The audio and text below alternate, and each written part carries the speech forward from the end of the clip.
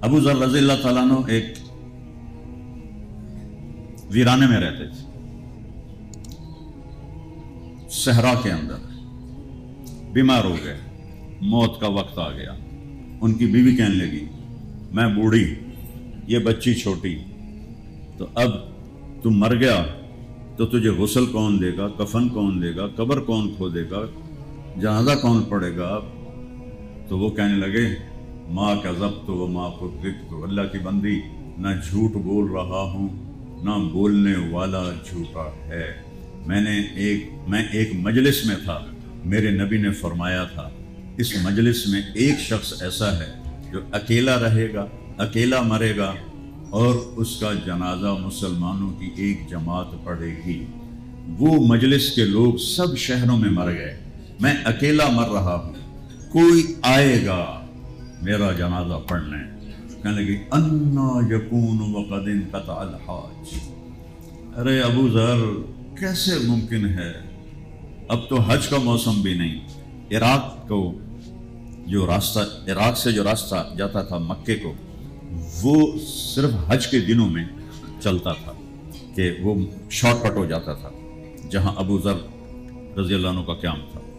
تو جب حج کا موسم نہیں ہوتا تھا تو وہ راستہ ویران ہو جاتا تھا، تو ان کی بیگم نے کہا کیسے ہوگا، اب تو حج کا موسم بھی نہیں۔ کہنے لگے کہنے والا جھوٹا نہیں ہے، سچا ہے، اور میں بھی سچ کہہ رہا، کوئی آئے گا، پتہ نہیں کتوں آئے گا، اے میں نے نہیں پتا، لیکن کہنے والا سچا ہے۔ جا تو راستے میں بیٹھ، دیکھ شاید کوئی آ رہا ہو۔ پہلا دن گزر گیا، کوئی نہیں آیا۔ دوسرا دن کہ جا دیکھ راستے پر کوئی آئے گا۔ وہ کہنے لگے بیچارہ بڈھا ہو گیا، سمجھ پوری نہیں رہی، چلو میں آکھا مان لواں، تو پھر جا کے بیٹھ گئی، پھر کوئی نہیں آیا۔ جب تیسرا دن آیا تو بیٹی سے فرمایا بیٹی بکرا ذبح کرو، کھانا تیار کرو، آج مہمان آئیں گے، مجھے لگتا ہے آج میری موت کا دن ہے، آج مہمان آئیں گے تو میری موت کی وجہ سے ان کے مہمانی میں کمی نہیں ہونی چاہیے۔ سبحان اللہ۔ بیٹی نے کہا چلو باپ کہہ رہا ہے کہ بکرا چلو وہ نہ دے قربان سے، اور کسی نے کھا دیتا سی آپ کھا لوائیں۔ وہ جا کے پھر راستے میں بیٹھ گئی۔ کوئی 10-11 بجے کا ٹائم آیا تو دور سے غبار اڑتا ہوا نظر آیا۔ انہوں نے غبار دیکھا تو وہ حیران ہو کے نا کھڑی ہو گئی اور ایسے اپنے دوپٹے کو لہرایا، ایسے کہ ان کی نظر پڑ جائے، اس طرح اپنے دوپٹے کو لہرایا۔ تو ان سواروں کی نظر پڑی تو انہوں نے اپنے سواریاں موڑ لی، 20 افراد تھے۔ تو کہنے لگے کہ ایک صحابی مر رہا ہے، اس کے جنازہ پڑھنے کا ثواب لوگے؟ تو یہ 20 کون لوگ تھے؟ اس میں حضرت عبداللہ بن مسعود رضی اللہ عنہ تھے، جو میرے نبی کے بہت ہی زیادہ قریب تھے اور ان کے شاگرد تھے۔ تو انہوں نے پوچھا کون مر رہا ہے؟ تو ان کی بیگم نے کہا ابو ذر فی سیاقۃ الموت، ابو ذر آخری سانسوں پر ہے۔ تو سب نے رونا شروع کر دیا کہ ہمارے ماں باپ ابو ذر پہ قربان۔ وہ سب کی چیخیں نکل گئیں اور سب بھاگے بھاگے پہنچے تو ان کو دیکھ کے مسکرائے، پھر اپنی بیوی سے کہا اب ایک لے آگے کہ نہیں آگے؟ میں نے کہا تھا نا، نہ میں جھوٹ بول رہا ہوں نہ کہنے والے نے جھوٹ کہا ہے، یہ میرے نبی کی نظر، میرے نبی کا علم ہے، اور ہم آج اس علم کو جھٹلا رہے۔ کہنے کہ دیکھو میرا جنازہ وہ پڑے گا جس نے حکومت کی نوکری نہ کی۔ تو سب نے نوکریاں کی ہوئی تھیں، صرف ایک نوجوان تھا انصاری، کہ جی میں نے حکومت کی نوکری نہیں کی ہے، ہاں اب میرا کفن بھی وہ دے گا جس نے حکومت کی نوکری نہ کی۔ اس نے کہا یہ کفن، یہ احرام میری ماں نے میرے لیے اپنے ہاتھوں سے تیار کیا ہے، تو میں نے نوکری نہیں کی، کہ بس تو ہی میرا جنازہ پڑھے گا اور تو ہی مجھے کفن پہنائے گا۔ حالانکہ عبداللہ بن مسعود جیسی شخصیت موجود ہیں، لیکن ان کو قبول نہیں کیا اپنے جنازے کے لیے، اسے قبول کیا جس نے حکومت کی نوکری نہ کی۔ تو جب ان کا انتقال ہوا تو غسل دیا، جنازہ پڑھا، دفن کیا۔ جب چلنے لگے تو ان کی بیٹی نے حضرت عبداللہ بن مسعود سے کہا یا عم حلم الی الغداء، کھانا تیار ہے۔ کہنے لگے کھانا کیسے تیار ہے؟ تمہیں کیا خبر تھی کہ ہم لوگ آ رہے ہیں؟ والد نے فرمایا تھا کہ آج میرا جنازہ پڑھنے کچھ لوگ آئیں گے، میری موت ان کی مہمان نوازی سے تمہیں روکے نہیں، میری موت ان کی مہمان نوازی سے تمہیں روکے نہیں۔ میرے نبی کا فرمان ہے، سخی اللہ کے قریب ہوتا ہے، لوگوں کے قریب ہوتا ہے، جنت کے قریب ہوتا ہے، دوزخ سے دور ہوتا ہے۔ اور بخیل آدمی، مرد یا عورت، اللہ سے دور ہوتا ہے، لوگوں سے دور ہوتا ہے، جنت سے دور ہوتا ہے، دوزخ کے قریب ہوتا ہے۔ تو عبداللہ بن مسعود رونے لگے، کہنے لگے، واہ ابو سر، تو نے مر کے بھی سخاوت نہ چھوڑی، تو نے مر کے بھی سخاوت نہ چھوڑی۔ پھر ان سب کو کھانا کھلایا۔ یہ میرے نبی کا علم ہے۔ ایک بدو آیا، کہنے لگا، محمد اب کبھی بدتمیزی کا جواب غصے سے نہیں دیتے، مسکرا۔ آپ نے کہا، ما ہیا، مطلب لبیک۔ کہنے لگا، تیری 3 باتیں سمجھ میں نہیں آتی۔ کہا، کیا؟ کہا، تو کہتا ہے ہم اپنا دین چھوڑ کے تیرا دین قبول کر لیں گے، کیوں چھوڑیں گے اپنا دین؟ ہم کہا، اچھا، اور؟ کہا، تو کہتا ہے روم بھی فتح کر لے گی تیری امت، اور ایران بھی فتح کر لے گی۔ اے نان تو روٹی نہیں لب دی تھے، نہ روم ایران کے تو فتح کرنا ہے، اتنا بڑا جھوٹ۔ ہم کہا، اچھا، اور؟ تیسرا تو کہتا مر کے مٹی ہو جائیں گے جب ہم، پھر زندہ کیے جائیں گے، اور پھر جنت دوزخ ہے۔ بھلا مر کے کوئی آج تک واپس آئے؟ اذا كنا عظاما نخرة قالوا تلك اذا كرة خاسرة فانما هي زجرة واحدة فاذا هم بالساهرة۔ اللہ نے پہلے ہی قرآن میں بتا دیا تھا کہ یہ کہیں گے جب ہم مٹی ہو جائیں گے اور ہم كنا عظاما وترابا، تو پھر ہمیں کون قبروں سے اٹھائے گا؟ آپ نے فرمایا، انشاءاللہ تیری زندگی لمبی ہوگی۔ جس کو بھی آپ یہ فرماتے تھے وہ ہمیشہ لمبی عمر پا کے ہی مرا ہے۔ آپ مسکرائے اور فرمایا، تیری زندگی لمبی ہوگی، تو دیکھے گا سارا عرب میرا کلمہ پڑھے گا، اور تو دیکھے گا میری امت روم اور ایران کو فتح کرے گی، اور تو دیکھے گا تیسری بات، تو وہ رہ گئی تیسری بات، تو اس دن تیرا ہاتھ پکڑوں گا اور تجھے یاد دلاؤں گا کہ گل سچی ہو گئی کہ نہیں ہوگی۔ وہ کہنے لگا، میں نہیں مانتا، واپس چلا گیا۔ جب مکہ فتح ہوا تو سارے عرب مسلمان ہو گئے، تو کہنے لگا، ابھی ایک گل تو پوری ہو گئی، ہم دوئی ویکھ لواں۔ حضرت عمر کے زمانے میں روم بھی فتح ہو گیا، ایران بھی فتح ہو گیا۔ کہنے لگا، ابھی دوئی گل بھی ہو گئی، وہ نہ ہوئے تری بھی سچی ہو جاوے تے میں ماریا جاواں، چل کے کلمہ پڑھ لواں تو چنگی گل ہے۔ تو اپنا گاؤں چھوڑ کے حضرت عمر کے زمانے میں مدینے آ گیا، اور اس نے آ کے کلمہ پڑھا۔ تو جب کبھی وہ مجلس میں آتا تو حضرت عمر اس کے لیے کھڑے ہو جاتے، تو صحابہ بڑے حیران ہوتے بھی کہ ماڑا جا بندہ ہے، فقیر آدمی ہے، تو عمر دے واسطے کھلو جاندہ ہے، 22 لاکھ مربع میل کی حکومت ہے۔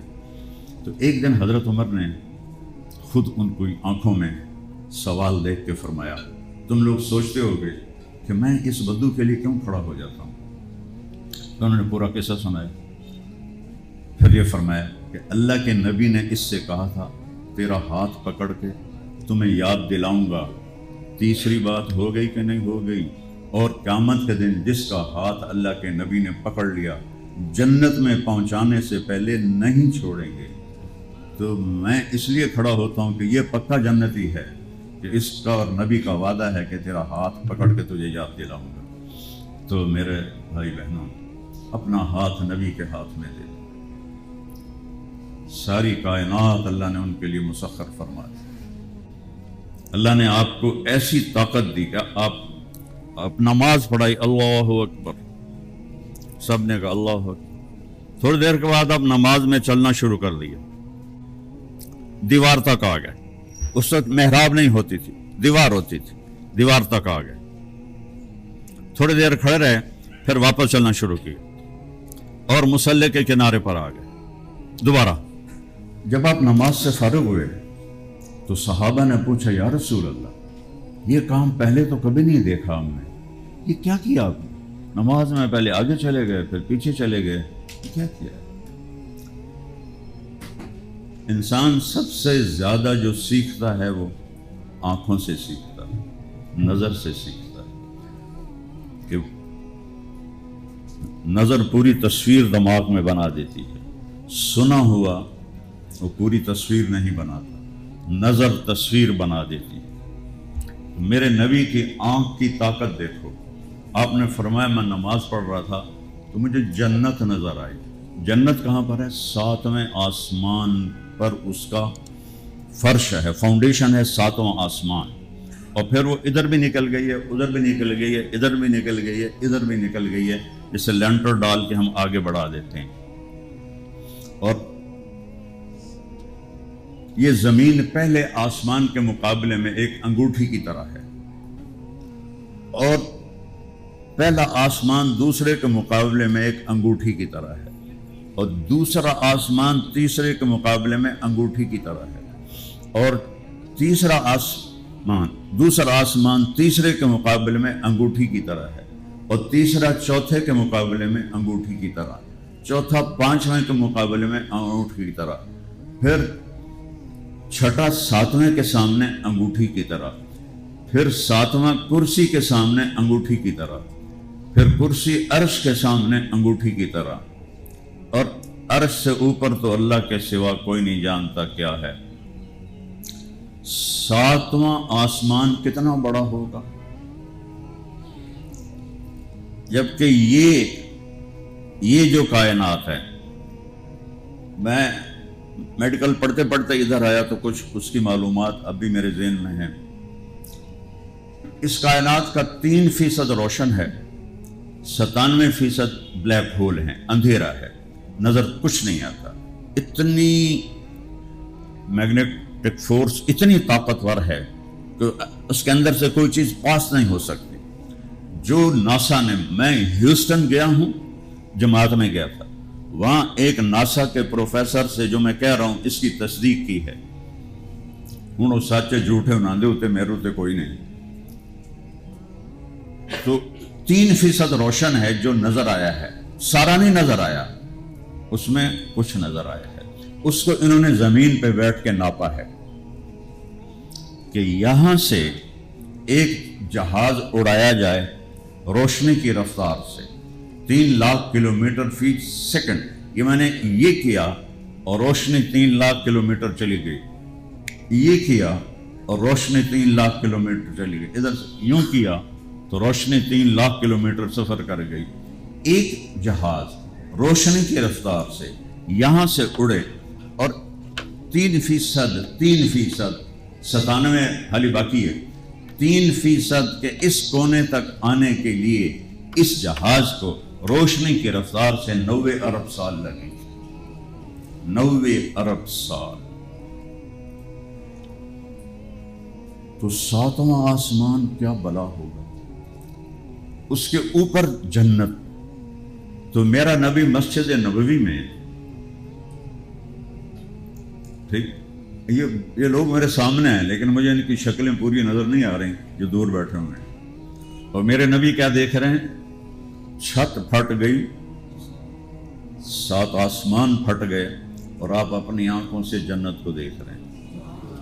اور فرمایا کہ میں نے دیکھا انگور کے گچھے جنت کی دیوار کے باہر لٹکے ہوئے تھے. ایک دفعہ ایک بدو نے پوچھا، یا رسول اللہ جنت میں انگور ہیں؟ انگور تھوڑے ہوتے تھے عرب میں. آپ نے کہا ہیں. کہا ایک گچھا کتنا بڑا ہوگا؟ آپ نے فرمایا ایک کوے کی رفتار بڑی تیز ہوتی ہے، ایک کوا 1 مہینہ یہاں سے اڑے، لا یقو بیٹھے نہیں، لا ینثنی ادھر ادھر نہ مڑے، لا یفتر سست نہ پڑے، ایک ہی رفتار کے ساتھ اڑتے اڑتے اڑتے اڑتے 1 مہینہ اڑے تو تب جا کے ایک گچھا پورا ہوگا. وہ آکھن لگا یا رسول اللہ تو ایک دانہ کتنا بڑا ہوئے گا؟ فکم حبۃ واحدہ، ایک دانہ کتنا بڑا ہوگا؟ آپ نے فرمایا هل ذبح ابوک تیسا عظیما، تیرے باپ نے کبھی بڑا چھترا ذبح کر کے فصلح احابہ، اس کی کھال اتار کے تیری ماں کو دیا ہو کہ اس کا ڈول بنا؟ کہا ہاں جی یہ تو ہوندا رہندا، کہ جتنا بڑا وہ ڈول ہوگا نا اتنا بڑا ایک دانہ ہوگا. تو بڑی سادگی سے کہنے لگا یا رسول اللہ مینوں تو میری بیوی نوں تو ایک کوئی کافی ہو جائے. آپ نے فرمایا تو بیوی کا غم نہ کر، تیرے سارے خاندان نو کافی ہو جاوے. یہ میرے نبی کے نام جنت کی شے. میرے نبی نے ان آنکھوں سے اپنے اللہ کو دیکھ لیا. پیچھے کیا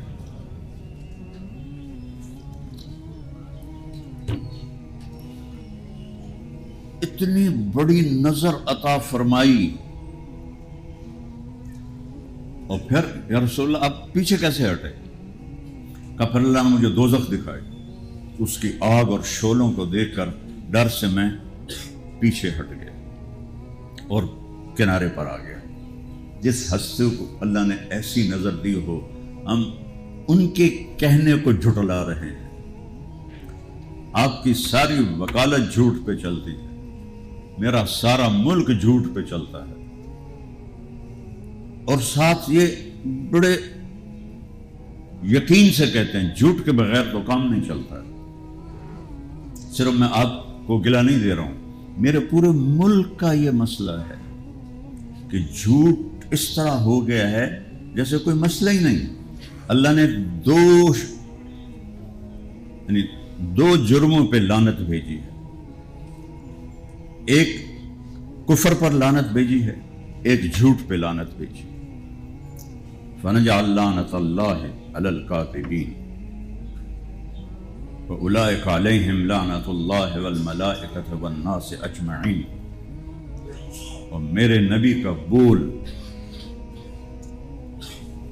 اس کو آج کی امت ایسے ہوا میں اڑا دے کہ یہ آج کے دور کی بات نہیں ہے. نہیں، یہ ہمیشہ کی بات. اور اللہ تعالیٰ نے جب آپ کو دنیا میں بھیجا،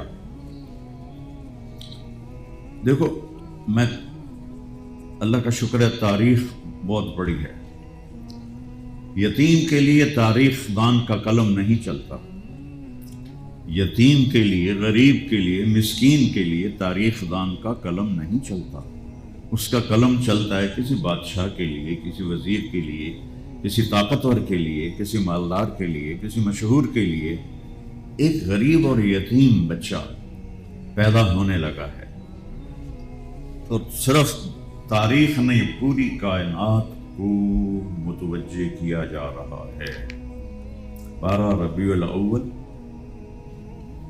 اصحاب فیل کا مہینہ، ان کو 6 مہینے ہوئے تھے ہلاک ہوئے. 22 اپریل 571 عیسوی اور پیر کی صبح.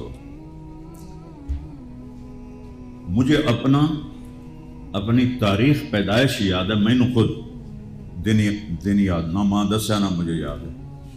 اور میں ایک یتیم پیدا ہوئے ہیں آج سے 1447 سال پہلے.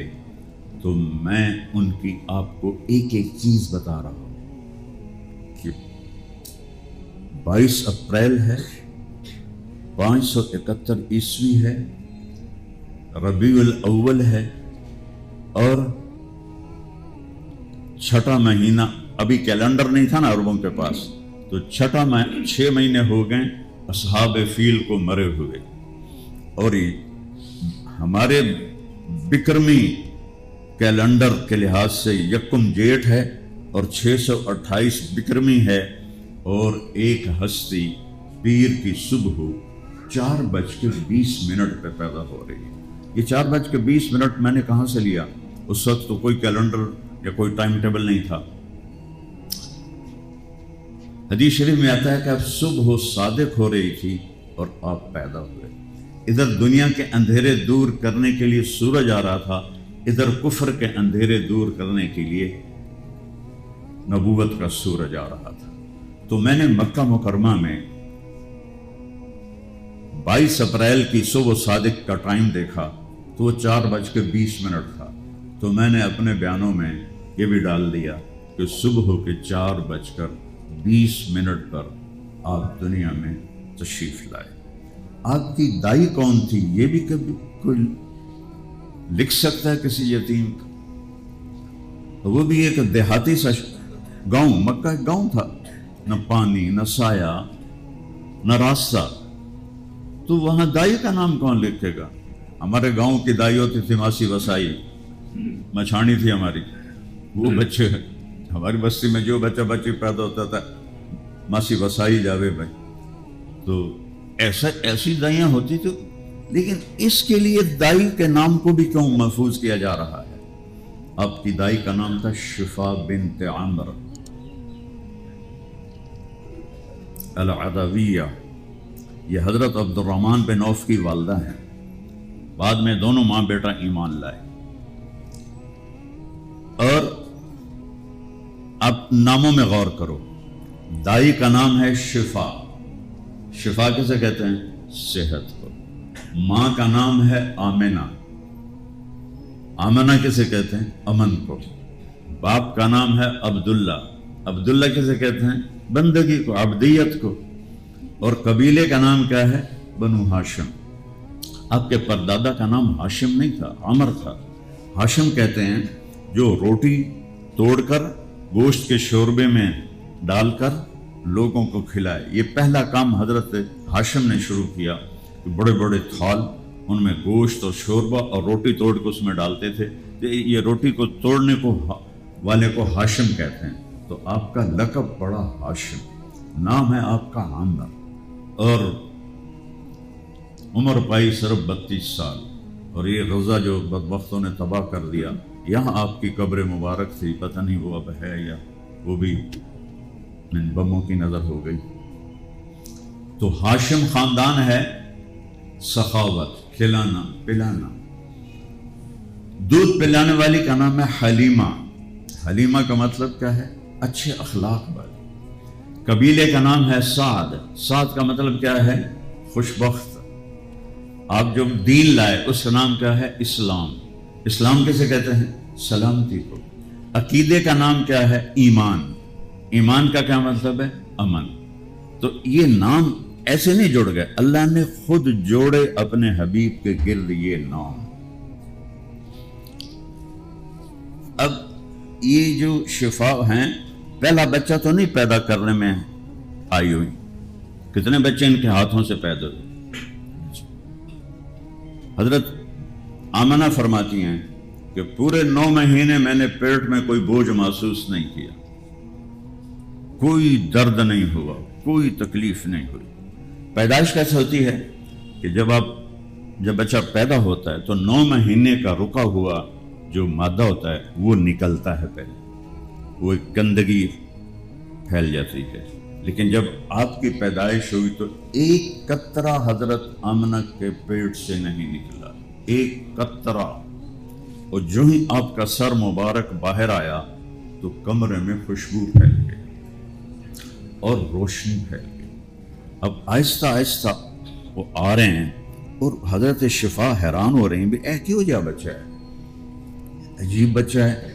جب ناف باہر نکلی تو ناف تو باہر کاٹی جاتی ہے ماں کی آنت سے، لیکن آپ کی ناف اندر سے کٹی ہوئی آئی، اسے وہ اور حیران ہو گئی کہ یہ کیا ہوا، یہ تو ناف کٹی ہوئی۔ پھر ختنہ بچے کا باہر ہوتا ہے تو، لیکن جب آپ تھوڑا اور باہر آئے تو ختنہ بھی ماں کے پیٹ سے ہوا تھا۔ ولدہ مقطوع السرۃ مختونہ، آپ پیدا ہوئے، آپ کی ناف کٹی ہوئی تھی اور آپ کا ختنہ ماں کے پیٹ سے ہو چکا تھا۔ اور جب آپ باہر آئے پورے کمرے میں روشنی پھیل گئی اور پورے کمرے میں خوشبو پھیل گئی، تو وہ حیران ہوتی ہے یہ بچہ کیسا ہے۔ اب میں تھوڑا سا یہ بتاؤں کہ اس پیدائش سے دنیا میں کیا ہوا۔ 4 چیزیں ہیں، پانی ہے، آگ ہے، مٹی ہے، ہوا ہے۔ یہ 4 عناصر سے یہ کائنات چل رہی ہے۔ آپ پیدا ہوتے ہیں تو دنیا میں جتنے بت تھے زمین پہ جا گرے، پتھر کے یا مٹی کے، سارے زمین پہ جا گرے۔ آپ کے نبوت نے ایک عنصر پہ اثر ڈالا، مٹی۔ دوسرا کیا ہوا، کسرا نوشیروان نے ایک محل بنایا تھا جس کے اوپر ایسے برج تھے، ہمارے ہاں اوپر ٹائلیں نیچے اینٹیں، وہ پوری چٹان کاٹ کے برج بنے ہوئے تھے، پوری چٹان برج، اور نیچے جا کر پلر، ایک ہی چٹان، ایک ہی پتھر۔ تو نوشیروان کے محل کے 14 برج ایک دھماکہ ہوا اور زمین پہ گر گئے. اس دھماکے سے نوشیروان کی آنکھ کھل گئی. یہ کیا ہوا؟ پتہ کرو. پتہ چلا جی 14 برج گر گئے. وہ ڈر گیا کہ یہ تو فل ایک چٹان تھی، کیسے گر گئی؟ انہیں تو خبر نہیں کہ ایک یتیم 2 جہان کا سردار آیا ہے، اس کی یہ ہلچل ہے. تیسرا کیا ہوا کہ 1000 سال سے آگ کی پوجا ہو رہی تھی ایران میں، اور یہ آخری خاندان بنو ساسان، انہوں نے کوئی 400 سال حکومت کی. تو 1000 سال سے آگ مسلسل جل رہی تھی عبادت خانے میں، ایک لمحے کے لیے نہیں بجھی تھی. اور اس میں لکڑی ڈالتے تھے، ککر ڈالی دی نہیں، اود کی لکڑی ڈالتے تھے، جو جس کا 1 تولہ جو عطر ہے وہ 1 لاکھ درم تک اس کی قیمت ہے. وہ لکڑی اس میں ڈالتے تھے آگ جلانے کے لیے. ایک دم آگ، ایک جھونکا آیا اور آگ بجھ گئی. تو ایرانیوں کے جو پنڈت ہے اس کو منہ بیران کہتے تھے، منہ بیران. تو وہ 24 گھنٹے وہ ایک آدمی ڈیوٹی پہ ہوتا تھا، آگ بجھنے نہ پائے.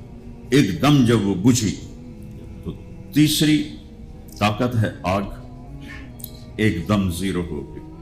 چوتھی طاقت ہے ہوا، تو ہوا تو پہلے بھی چلتی تھی، آج اس نے آگ کو کیوں بجھا دیا ہے؟ یہ کیسے بجھ گئی ہے؟ یہ 4 عناصر کی تصفیر ہو رہی ہے.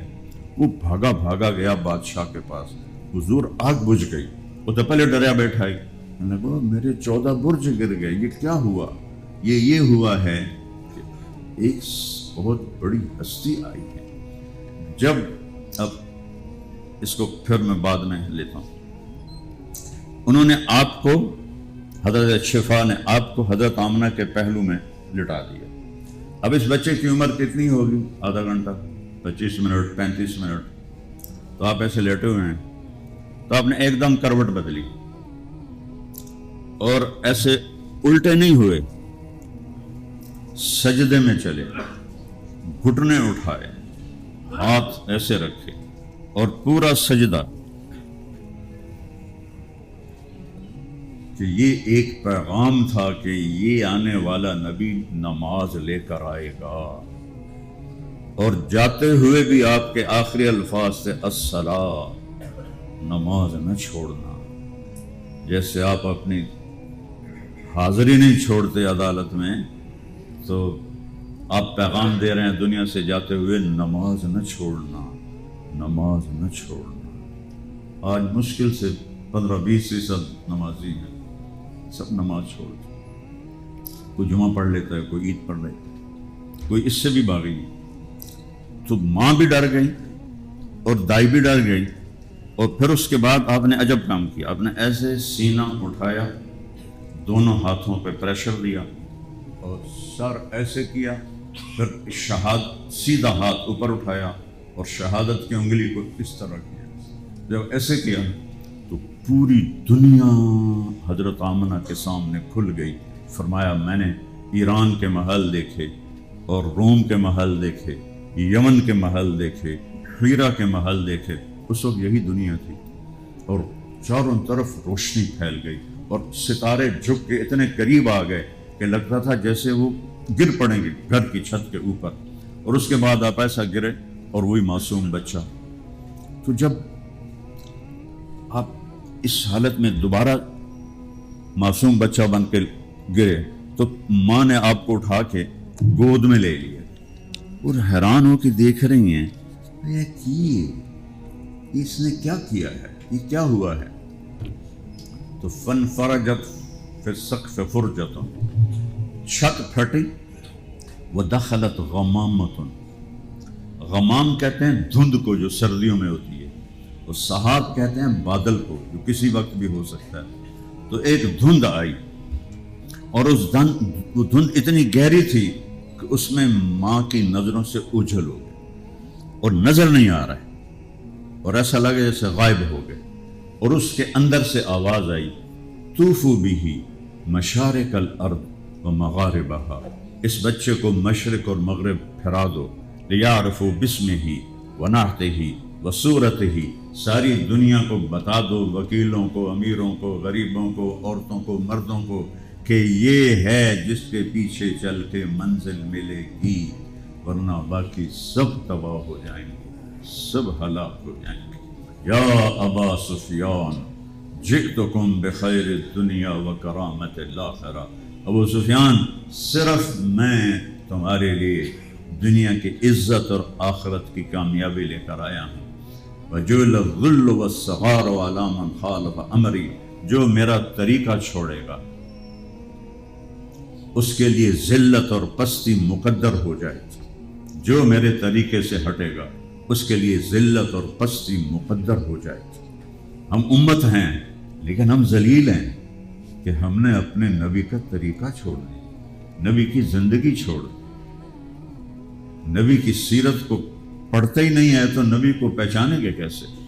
قرآن پڑھتے ہی نہیں ہے تو اللہ کو پہچانیں گے کیسے؟ تو کیا اس بچے کو مشرق مغرب پھرا دو، ساری دنیا کو پتہ چل جائے کہ یہ کون ہے، کہ اس کے پیچھے چل کے منزل ملے گی۔ اور پھر آواز آئی اس بچے کو آدم کے اخلاق دو، شیش کی معرفت دو، نوح کی شجاعت دو، ابراہیم کی دوستی دو، اسماعیل کی قربانی دو، اسحاق کی رضا دو، یوسف کا حسن و جمال دو، یوشع کا جہاد دو، موسیٰ کی شدت دو، یوشع کا جہاد دو، دانیال کی محبت دو، الیاس کا وقار دو، یونس کی اطاعت دو، اور عیسیٰ کا زہد دو، اور لوط کی فصاحت دو، اور صالح کی فصاحت دو، اور لوط کی حکمت دو، داؤد کی شیریں زبان دو، داؤد کی شیریں زبان دو، اور عیسیٰ کا زہد دو، وَأَغْمِسُوهُ فِي أَخْلَاقِ النَّبِيِّينَ، اور تمام جو کچھ نبیوں کو ملا ہے سارا اس بچے کے اندر اتار دو۔ یہ پیدائش کے ساتھ ہی اتنا کچھ اللہ نے آپ کو دیا، اس کے بعد 63 سال کی پرواز ہے، آپ کہاں پہنچے ہو؟ نوشیروان نے کہا کسی عالم کو بلاؤ، میں پیچھے سے سنا، تو ہیرا سے ایک عالم بلائے گئے، عبد المسیح غسانی۔ 2 قبیلے عرب میں ایسے بد نصیب تھے جنہیں اسلام نصیب نہ ہوا، ایک بنو غسان اور ایک بنو تغلب، یہ عرب عیسائی تھا۔ تو نوشیروان نے اس سے کہا کہ میرے وہ محل کے 14 برج ٹوٹ گئے، آگ بجھ گئی، اور بحیرہ ساوا ایرانیوں کا مقدس بحیرہ تھا، جھیل تھی مقدس، وہ ایک دم خشک ہو گئی، جیسے ہندو گنگا میں نہانے کو کہتے ہیں نا پاپ دھل گئے، ایرانی اس جھیل میں نہانے کو کہتے تھے گناہ دھل گئے، وہ ساری خشک ہو گئی۔ اور عراق میں ایک بنجر جگہ تھی سماوا، وہ ایک دم پانی سے بھر گئی۔ اس نے کہا جی میں نہیں جانتا لیکن میرا ماموں ہے، شام میں رہتا ہے، وہ بڑا عالم ہے، میں اس سے پوچھ کے بتاتا ہوں۔ ان کو جاؤ، تو انہوں نے اس کو سواری دی، گھوڑا دیا، وہ دمشق پہنچے تو آگے ان کے ماموں سکرات کی حالت میں تھے، تو انہوں نے ان کو ایسے ہلایا، یا خال یا خال انا عبد المسیح، انا عبد المسیح، تو انہوں نے ایسے آنکھیں کھولی، میں عبد المسیح ہوں، ماموں ماموں میں عبد المسیح ہوں، تو انہوں نے ایسے آنکھ کھولی۔ انہوں نے ایک لفظ نہیں بولا، وہ بولے بعثک ملک بنی ساسا لارتجاس الایوان خمود النیران، تجھے ایران کے بادشاہ نے بھیجا ہے نا کہ محل کے 14 برج ٹوٹ گئے اور عبادت خانے کی آگ بجھ گئی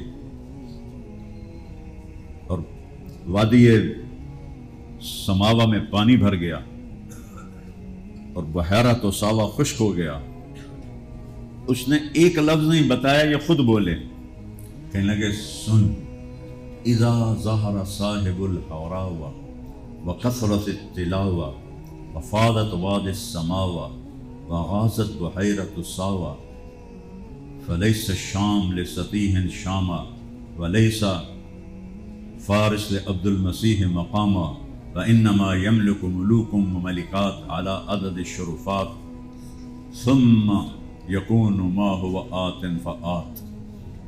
کا سن، جب بحیرہ ساوا خشک ہو جائے اور وادی سماوا میں پانی بھر جائے اور ایک عصا والی ہستی ظاہر ہو اور اس کی کتاب کی کثرت سے تلاوت ہو، اس نے کچھ نہیں بتایا، وہ بتا رہا، اور جب اس کی کتاب کو کثرت سے پڑھا جائے، کتنے بد نصیب ہیں، پورا سال گزر جاتا ہے ایک آیت قرآن کی نہیں پڑھتے، ایک آیت، کہاں سے دل میں روشنی آئی، کہاں سے مظلوم کے لیے رحم آئے۔ دلوں کو نرم کرنے والی چیز تو قرآن ہے، وجلت قلوبہم، دل نرم ہو جاتے ہیں قرآن کے پڑھنے سے۔ جب قرآن کو دکھے ہی نہ، صرف کل خانیت رہ گیا قرآن میں، وہ بھی مولوی صاحب آ کے پڑھے، اسی تو کچھ بھی نہیں پڑھنا۔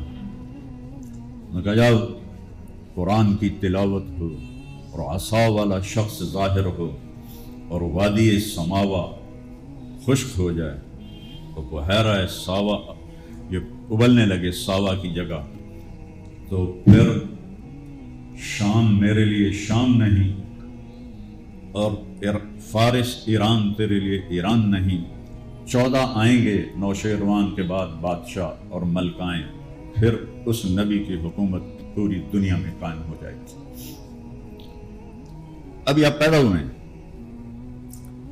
اس سے اور پہلے کا عجیب واقعہ سنیں۔ حضرت عمر گئے ملک شام کاروباری سلسلے میں، وہاں ایک شامی سے جھگڑا ہو گیا، اس نے گالیاں نکالی شامی نے، انہوں نے ڈنڈا تھا ہاتھ میں، اس کے سر میں مارا، وہ مر گیا۔ جس موسیٰ علیہ السلام نے مکہ مارا تو وہ مر گیا، تو ان کا ارادہ تو نہیں تھا اس کو قتل کرنے کا، وہ سر میں لگا، وہ مر گیا۔ اب لوگ ان کو پکڑنے بھاگے، وہ آگے بھاگے۔ اب یہ عربی اور بدو، ان کو پکڑنا کوئی آسان تھوڑے تھا، ان کے رفتار کو وہ پہنچ نہیں رہے تھے، یہ آگے آگے وہ پیچھے پیچھے۔ آخر ایک گلی میں مڑے تو آگے دروازے پر، گرجے کے دروازے پر ایک راہب کھڑا تھا، اس نے ایسے حضرت عمر کو دیکھا تو اشارہ کیا، ان کو بلا کے اندر لے گئے اور دروازہ بند کر کے باہر کھڑا ہو گئے۔ تو پیچھے مجمع ہے، جی ہاں ایک بدو غائب ہو گیا ہے، قاتل ہے ہمارے آدمی کا، آپ نے کہیں دیکھا ہے؟ ان کا دفاع ہو جاؤ، یہاں کوئی نہیں آیا۔ وہ سارے چلے گئے ان کے ادب میں، جب سارے چلے گئے تو اندر آیا، کہنے کا کیا نام ہے تیرا؟ کہا عمر۔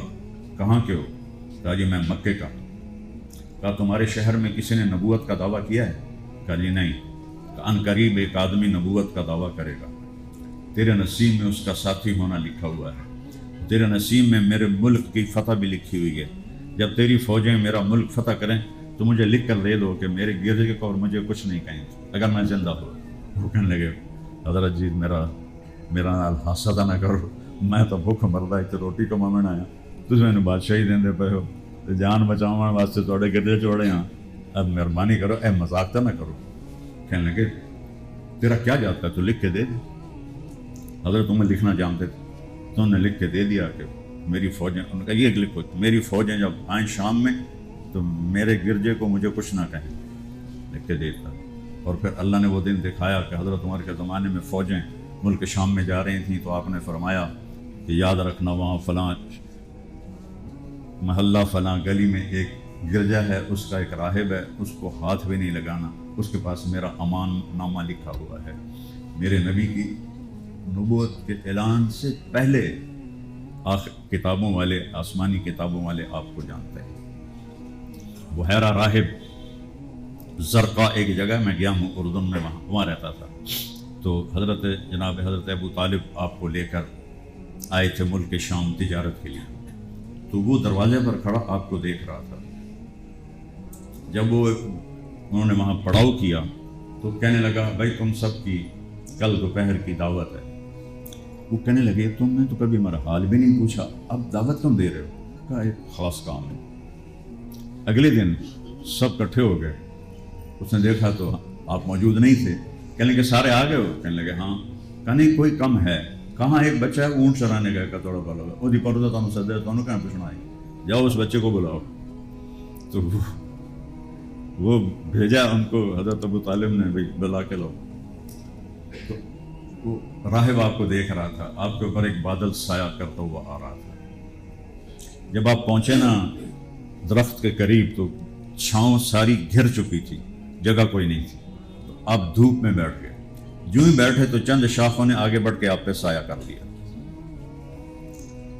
تو وہ راہب کہنے لگا اس بچے کا والد کون ہے؟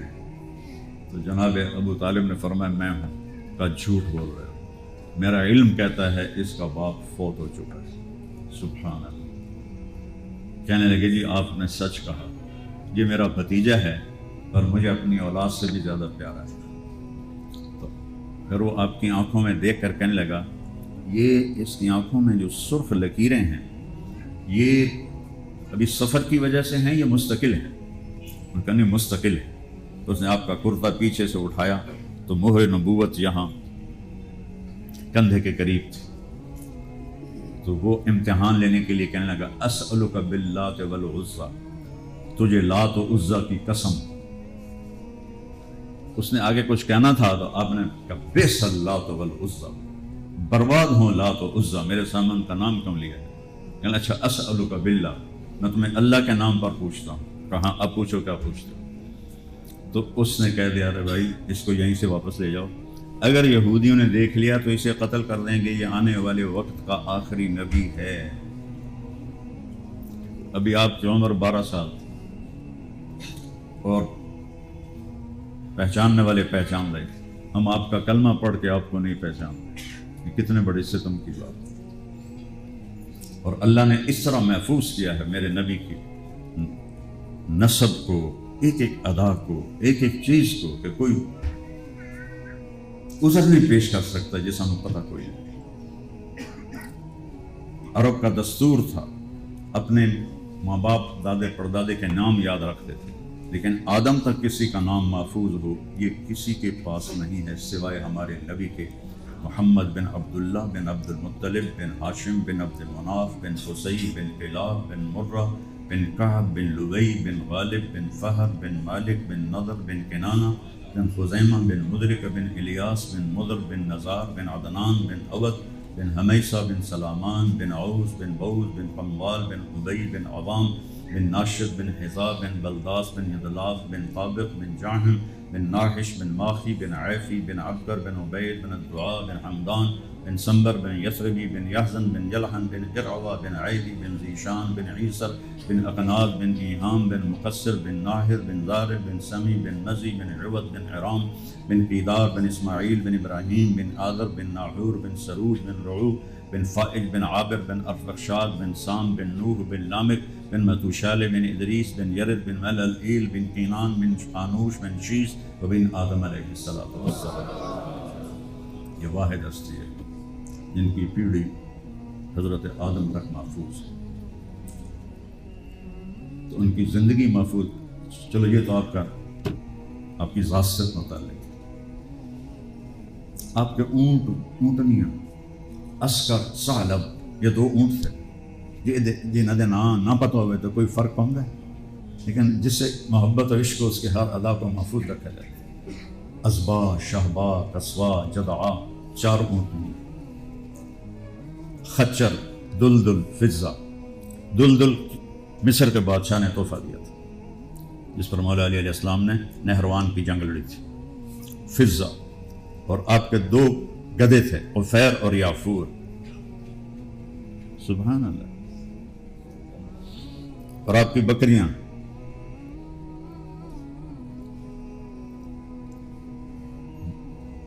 برکہ ورثہ اطلال اطراف غیثاء قمراء یمن. بکریوں کے نام. یمن بکرے کا نام. اور آپ کے گھوڑے یاسوب یعبوب ورد لزاز تراز لحیف سکب سبھا, یہ آپ کے گھوڑوں کے نام. جس چیز کو میں نے ٹچ بھی کیا ہے نا اللہ نے اس کو قیامت تک کے لیے محفوظ کر دیا. آپ کی ہر ادا کو زندہ کیا. یہ جو آپس میں لڑتے ہیں نا، آمین اونچی کہنی ہے نہیں کہنی ہے، رفع یدین کرنا ہے نہیں کرنا ہے، فاتحہ پڑھنی ہے نہیں پڑھنی ہے، میرے نبی نے جو عمل بھی کیا اللہ نے امت میں زندہ رکھا ہوا ہے. ایک چیز مجھے نہیں ملی تھی، دوہری اذان. صحابی کو ہم نے اذان کہلوائی تو انہوں نے دو دفعہ کہا اشہد ان لا الہ الا اللہ، اشہد ان لا الہ الا اللہ، اشہد ان لا الہ الا اللہ، اشہد ان لا الہ الا اللہ، اشہد ان محمد رسول اللہ، اشہد ان محمد رسول اللہ، اشہد ان محمد رسول اللہ، اشہد ان محمد رسول اللہ. ایسے ہی 4 دفعہ حی علی الصلاۃ، 4 دفعہ حی علی الفلاح. اللہ نے مجھے 100 سے زیادہ ملک پھرائے تو مجھے کبھی خیال آتا تھا کہ یہ اذان کہیں بھی زندہ نہیں ہے. تو میں 2014 میں گیا، وہ افریقہ کا ملک ہے، موریتانیہ، عربوں کا ملک ہے، اس میں یمنی عرب رہتے ہیں، اور ہر موریتانی نمازی، صرف بے نمازی وہ ہیں جو وہاں دوسرے ملکوں سے آئے ہیں، نہ 100% موریتانی عورت اور مرد 5 وقت نمازی امام مالک کے نظر پر. تو میں نے کہا میری آنکھ کھل گئی. جو وہ اشہد ان لا الہ الا اللہ کہہ چکا 2 دفعہ، تو اس نے تیسری دفعہ کہا تو میں اچھل کے بیٹھ گیا. میں کہا اوئی، اس اذان کو کہتے ہیں ترجیع. ابو محذورہ رضی اللہ تعالی عنہ کو آپ نے یہ اذان سکھائی تھی. تو میں اٹھ کے بیٹھا تو انہوں نے 4 دفعہ اشہد ان لا الہ الا اللہ، 4 دفعہ اشہد ان محمد رسول اللہ، 4 دفعہ حی علی الصلاۃ، 4 دفعہ حی علی الفلاح. یہ انہوں نے پڑھا. میں کہا اللہ اکبر. ایک سنت میرے نبی کی خلش تھی کہ کہیں سنی نہیں، کہیں دیکھی نہیں. اللہ تیرا شکر ہے تو نے آج وہ بھی دکھا دی.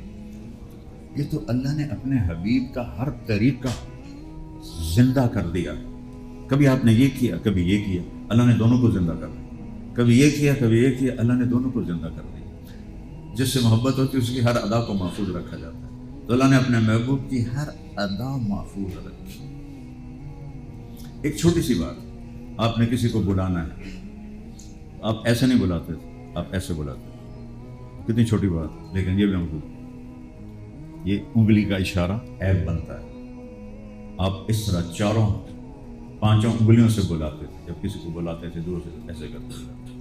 سبحان اللہ. تو جب آپ کو کوئی متوجہ کرتا تھا تو آپ ایسے نہیں دیکھتے تھے. ادھر کوئی یہ بیٹھے ہیں کہ مجھے کہیں مولانا صاحب تو میرے پاس اتنا ہی اخلاق ہے، مجھے یہ فرمائیں.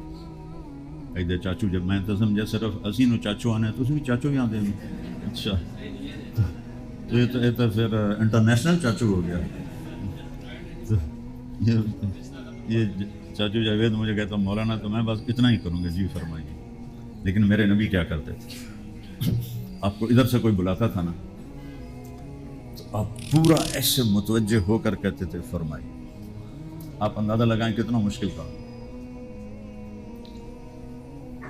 پھر آپ ایسے بیٹھے. ادھر سے کوئی بلاتا تو آپ پہلے پورا مڑتے تھے، اپنا سینہ اس کو دیتے تھے، پھر کہتے تھے فرمائیے. جب تک وہ بات پوری نہیں کر لیتا تھا کبھی آپ نے نہیں کہا جلدی کر بھائی میرے کلائنٹ آ گئے جلدی کر. اب اس کو اس کی پوری بات سنتے تھے، چاہے وہ کیسے الٹی سیدھی مار رہا، اس کو کبھی بھی آپ بددل نہیں کرتے تھے. کوئی آپ کا ہاتھ پکڑ لیتا، جب تک وہ نہیں چھوڑتا تھا آپ نہیں چھوڑاتے تھے. کوئی آپ کے پاس آ کے کہتا یہ آپ سے بات کرنی ہے تو آپ کان ایسے کر کے لیتے. جب تک وہ بولتا رہتا آپ ایسے بیٹھے رہتے تھے. ادھر سے کوئی تب ایسے ویسے. کیا بات، اتنی چھوٹی چھوٹی باتیں میرے رب نے محفوظ کی. جب آپ مجلس میں بیٹھتے تھے تو چوکڑی مار کے بیٹھتے تھے، عطیات کی شکل میں نہیں بیٹھتے تھے، چوکڑی مار. جب گفتگو فرماتے تھے تو یہ آپ کی ایک عادت تھی، غیر ارادی عادت. وہ کیا تھی؟ یہ ہتھیلی، یہ انگوٹھا، آپ اس طرح کرتے رہتے تھے دوران گفتگو بغیر ارادے کے. ہر انسان کی کوئی نہ کوئی باڈی حرکت ہوتی ہے بغیر ارادے کے. تو میرے نبی کی یہ چیز بھی محفوظ ہے تو زندگی کیسے محفوظ نہیں ہوگی؟ یہ آپ ایسے کرتے رہتے تھے. سبحان اللہ. جب آپ غمگین ہوتے تھے تو آپ داڑھی پکڑ کے ایسے بیٹھتے تھے. یہ آپ کے غمگین ہونے کی نشانی تھی. جب آپ خوش ہوتے تھے تو یہ جگہیں ایسے دمکنے لگتی تھی, چمکنے لگتی تھی. جب آپ کسی پر ناراض ہوتے تھے تو آپ کی ناراضگی کیسی ہوتی تھی. ہاں. اب ابو ہریرہ سے مثلا ناراض ہیں, وہ اس دروازے سے آتے ہیں تو آپ ان کو دیکھتے تو آپ ایسے منہ کر لیتے تھے. ان کو پتہ چل جاتا تھا کہ یہ ناراضگی ہے. صرف اتنا اظہار ناراضگی ہوتا تھا, نہ کوئی ڈانٹ ڈپٹ, نہ کوئی تھپڑ مکہ, نہ کوئی گالی گلوچ. بس تو آ کے خود پوچھ لیتے, یا اللہ پورا واقعہ سناتے. ابو ہریرہ جانے لگے جہاد پر, آئے تھے ہجرت کر کے. ماں نے کہا میں اکیلی ہوں, تو کدھر جا رہا ہے جہاد پر؟ کہا میں نے مسجد میں واز سنا ہے, جہاد کے بڑے فضائل ہیں, میں جا رہا ہوں. وہ کہنے لگی تو مجھے اکیلا کس کے حوالے کرو گے؟ کہا اللہ تیرا حافظ ہے. وہ کہنے لگی دیکھ جو تجھے دودھ پلایا نا, اس دودھ کا واسطہ تو مہربانی کر تو نہ جا. کہا نہیں میں نے جانا ہے. تو تیاری کرنے میں لگ گئے. انہوں نے کسی کے ذریعے حضرت اللہ کے نبی کو پیغام بھیجا. تو حضرت ابو ہریرہ تیار ہو کے ہتھیار سجا کے ایسے مسجد میں داخل ہوئے. آپ نے یوں دیکھا اور ایسے منہ پھیر دیا.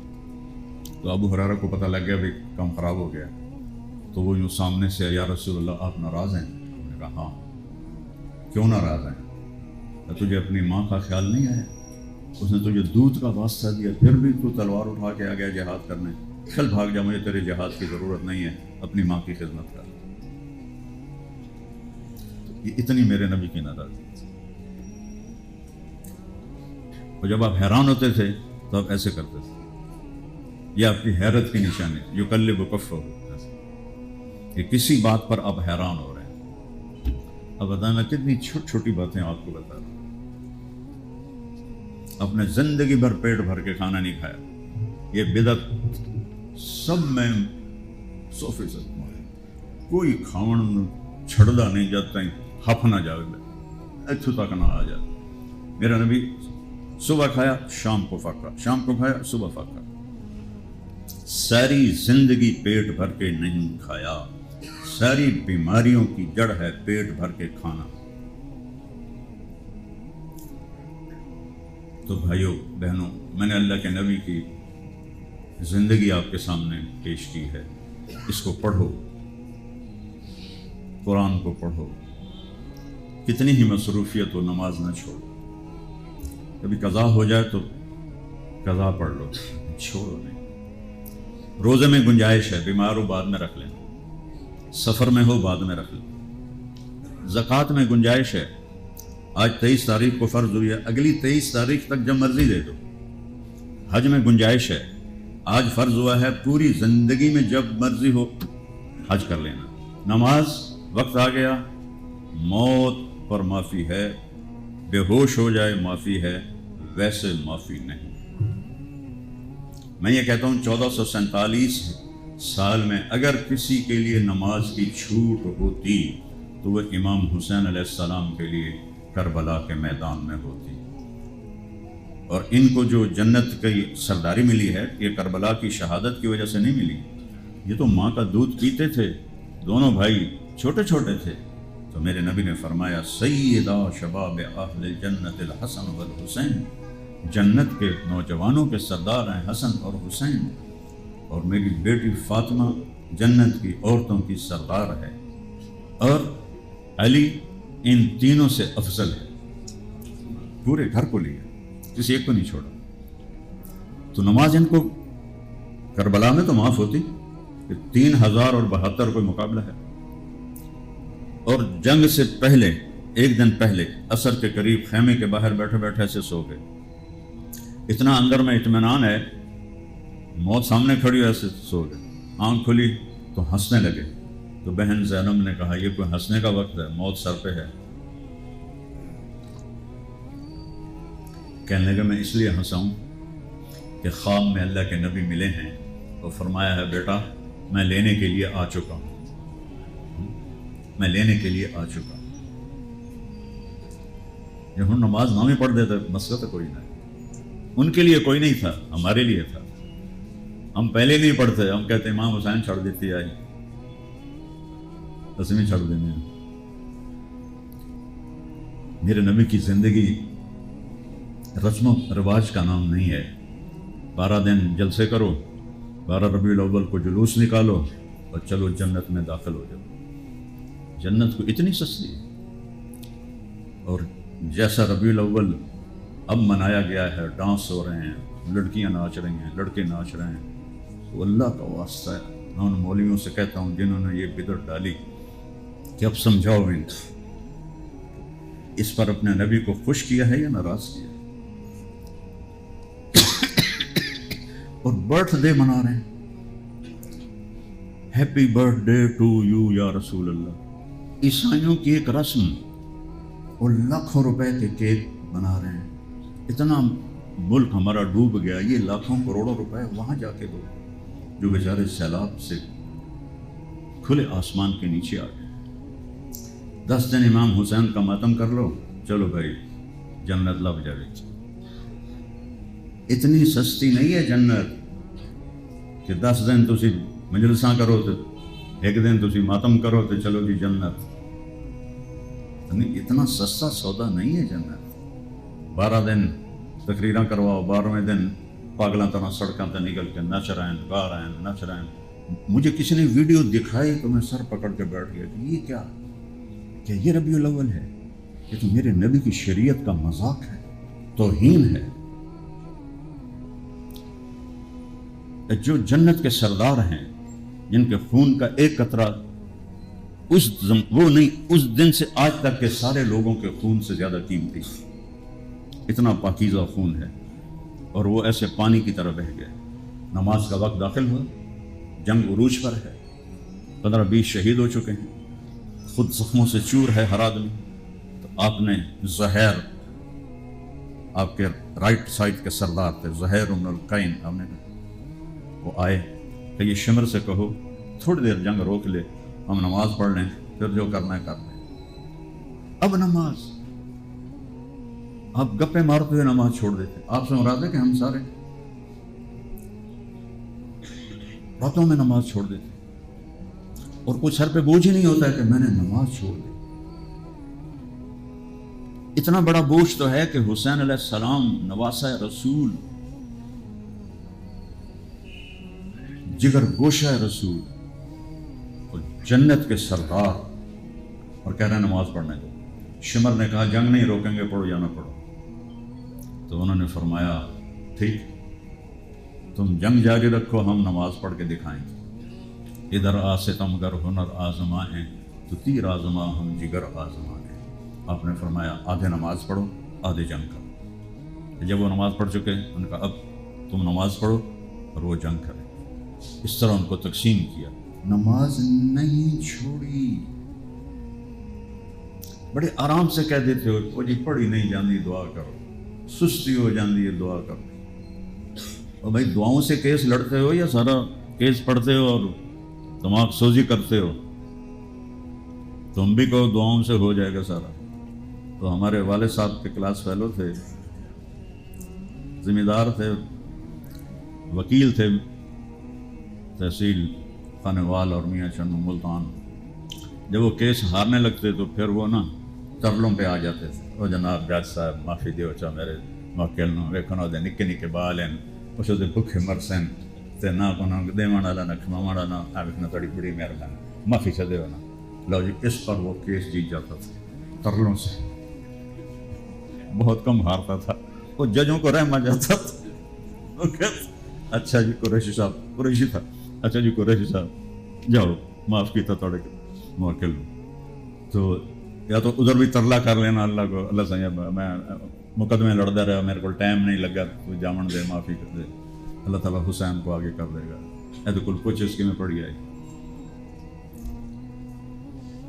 تو بھائیو آپ سے محنت کرتا ہوں، نماز نہ چھوڑ، اور کبھی ظالم کے ساتھی نہ بنو. مظلوم کے ساتھی بنو، ظالم کے ساتھی نہ بنو. لوگوں نے بددیانتی ہے، زمینوں پہ قبضے کیے ہوئے ہیں، گھروں پہ قبضے کیے ہوئے ہیں، اور وہ عدالتوں میں کیس جیت کے جاتے ہیں. اور میرے نبی نے فرمایا جس نے کسی کی ایک گٹ کتنی ہوتی فٹ بھی نہیں ہے، جس کسی نے کسی کی ایک بالشت زمین دبا لی، گھر یا مرلے کنالاں قلعے مربع تو بڑی گل ہے، ایک بالشت زمین دبا لی، قیامت کے دن 7 زمینوں کا توق بنا کر اس کے گلے میں ڈال دیا جائے گا۔ وہ کیسے ہضم کرے گا اس وزن کو؟ ظلم کے کبھی ساتھی نہ بننا، مظلوم کے ساتھی بننا، اور ایک نماز نہ چھوٹی۔ تو اللہ تعالیٰ کی بارگاہ سے امید ہے کہ اللہ کرم کرے، کوئی غلطی ہو جائے فوراً توبہ کرو، اللہ معاف فرمائے۔ اور میں قربان جاؤں اللہ کے نبی پر، جب اللہ تعالیٰ فرمائیں کہ میرے محبوب آئیے مقام محمود پہ تشریف رکھے، عسیٰ ان یبعثک ربک مقاما بولو محمودا، تو آپ نے کیا فرمایا کہ اللہ کا حکم ہوگا میں بیٹھوں تو میں کیا کروں گا؟ میں اس پہ ہاتھ رکھ دوں گا، بیٹھوں گا نہیں، میں نیچے کھڑا رہوں گا، میں اوپر ایسے ہاتھ رکھ دوں گا۔ مجھے ڈر لگے گا کہ یہ مجھے لے کے جنت میں چلا گیا تو میری امت پیچھے اکیلی رہ جائے گی، تو جب تک میری امت کا فیصلہ نہیں ہوتا میں پہلے نہیں جاؤں گا۔ تو آپ نے فرمایا کہ جب تک میری امت کی بخشش کا اعلان نہیں ہو جائے گا میں کھڑا رہوں گا، سب کو ساتھ لے کر پھر میں جنت میں جاؤں گا، اور جب میں جنت میں جاؤں گا تو میرے ساتھ غریب لوگ سب سے پہلے جنت میں جائیں گے، اور ایک عورتوں کی جماعت آپ سے پہلے آگے گزر جائے گی۔